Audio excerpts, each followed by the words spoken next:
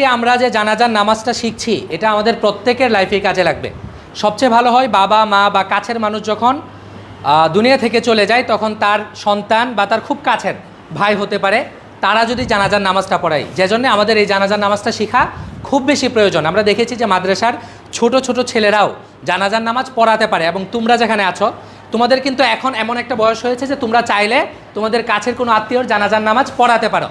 কিন্তু জানাজার নামাজ পড়াতে গিয়ে আমাদের কিছু ভুল হয়, সেগুলো আমরা একটা ছোটোখাটো এই চিত্রের মাধ্যমে দেখে নিব যে কিভাবে আসলে জানাজার নামাজ পড়াতে হয়। প্রথম কথা হলো, আমরা জানাজার নামাজে কয়টা তাকবীর দেই? চারটা তাকবীর দেই। চারটা তাকবীর দেয় এবং মৌলিকভাবে 5টা কাজ করি। একটা হলো দাঁড়িয়ে নামাজ পড়ি, সেটা তো জানি, কিন্তু মৌলিকভাবে 5টা কাজ করি, 4টা তাকবীর দেই। তো 5টা কাজ কি? প্রথমে আমরা নিয়ত করি। আমি তোমাদেরকে বোঝাচ্ছি যে আমরা এখান থেকে জানাজাটা শুরু করছি, এভাবে যাবে। প্রথমে নিয়ত করি, নিয়তের পরে আমরা যেটা করি সেটা হলো প্রথম তাকবীরটা দেই। তাকবীর প্রত্যেককে বলতে হবে। কি তাকবীর কি সবাইকে বলতে হবে নাকি শুধু ইমাম বলবে? সবাই বলবে। ইমাম সাহেব বলবেন উচ্চ আওয়াজে, আর আমরা যারা পিছনে থাকবো তারা বলবো নিচু আওয়াজে, কিন্তু প্রত্যেককেই জানাজার তাকবীর অবশ্যই বলতে হবে। তো আমরা নিয়ত করার পরে প্রথম তাকবীরটা দিব, আল্লাহু আকবার। তারপরে কি কাজ করব? নিয়তটা কিভাবে হবে এটা একটু বলতে হবে তোমাদেরকে। নিয়তটা চাইলে আরবিতে করতে পারো, চাইলে বাংলায় করতে পারো, চাইলে মুখে শব্দ উচ্চারণ না করেও হয়ে যায়। আর যদি বলতে চাও এভাবে বলতে পারো যে আমি ইমামের পিছনে উক্ত মাইয়াতের, অর্থাৎ উক্ত মাইয়াতের জন্য ইমামের পিছনে 4 তাকবীরে জানাজার নামাজ, ফরজে কিফায়া জানাজার নামাজ আদায় করছি। এটা এক্স্যাক্টলি হুবহু কোনো শব্দ বলতে হবে বিষয়টা তেমন না। তারপর আমরা পড়বো সানা। সানা নামাজের যেটা আছে সেটা পড়তে পারো, চাইলে একটু পার্থক্য আছে। সুবহানাকাল্লাহুম্মা ওয়া বিহামদিকা ওয়া তাবারাকা ইসমুকা ওয়া তাআলা জাদ্দুকা ওয়া জাল্লা থানাউকা ওয়া লা ইলাহা গায়রুক, এটাও পড়তে পারো, নামাজেরটাও পড়তে পারো। তারপরে আমরা যে তাকবীরটা দিব সেটা কোন তাকবীর হবে? আমাদের দ্বিতীয় তাকবীর। দ্বিতীয় তাকবীর, ঠিক আছে? তুমি দাঁড়াও তো। দ্বিতীয় তাকবীরের আগে কি করব? সানা পড়ব। আচ্ছা, সানা পড়ে আমরা দুরুদ পড়ব। নামাজের যে দুরুদ সেটা পড়তে পারো, জানাজার জন্য একটু অন্যরকম একটা দুরুদ আমরা অনেক বইয়ের মধ্যে পাই, সেটাও পড়তে পারো। নামাজের দুরুদটা পারি না আমরা, দুরুদ ইব্রাহিম যেটাকে বলি, সেটা পড়ে নিও, ঠিক আছে? এখন আর আমরা লম্বা করছি না। তো তারপরে হলো তৃতীয় তাকবীর। দুরুদের পরে কত নাম্বার তাকবীর দিব? তৃতীয় তাকবীর দিব। তৃতীয় তাকবীরের পরে গিয়ে জানাজার জন্য যে নির্ধারিত দোয়া আছে, প্রাপ্তবয়স্ক পুরুষ বা মহিলা, তোমরা অনেকেই প্রশ্ন করো স্যার প্রাপ্তবয়স্ক বা বড় ছোট বোঝা দেখে 18 বছর ব্যবহার করে কিনা। না, ইসলামিক বয়াতে অর্থাৎ 11-12 বছর হলেই প্রাপ্তবয়স্ক। এটা ফিজিক্যাল কিছু চেঞ্জের বিষয় আছে। তো প্রাপ্তবয়স্ক পুরুষ বা মহিলা যেই হোক, আমরা একটা দোয়া পড়বো, সেই দোয়াটা আমরা পড়ি, আল্লাহুম্মা গফির লি হাইয়িনা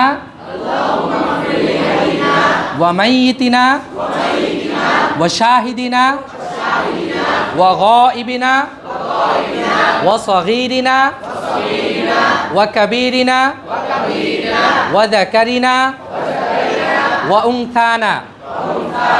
আল্লাহুম্মা মান আহইয়াইতাহু মিন্না ফাআহইহি আলাল ইসলাম ওয়া মান তাওয়াফাইতাহু মিন্না ফাতাওয়াফাহু আলাল ঈমান।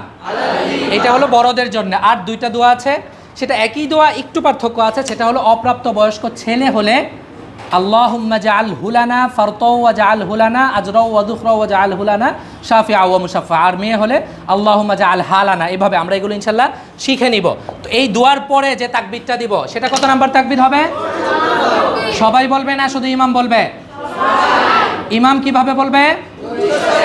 আমরা মুসল্লিরা কিভাবে বলবে? নিম্ন স্বরে বলবে। তারপরে আমরা কি করব? সালাম ফিরাবো। হাত বাঁধা অবস্থায় ডান দিকে সালাম, তারপরে বাম দিকে সালাম ফিরে শেষ করে দিব। তো তোমাদের মধ্যে একটা কনফিউশন কাজ করে। অনেকে আমাকে প্রশ্ন করছিলা যে ঈদের নামাজে আমরা অতিরিক্ত 6 তাকবীরে হাত তুলি, বারবার হাত তুলি এবং ছেড়ে দেই। জানাজার নামাজে হাত তোলা ছেড়ে দেওয়ার কোনো বিষয় নেই। সেখানে আমরা প্রথমবার হাত তুলব, বাকি আমরা 4 তাকবীর দিয়ে দোয়া দুরুদ শেষ করে তারপরে সালাম ফিরে শেষ করে দিব, ঠিক আছে? ইনশাল্লাহ আমরা এই নামাজটা শিখব।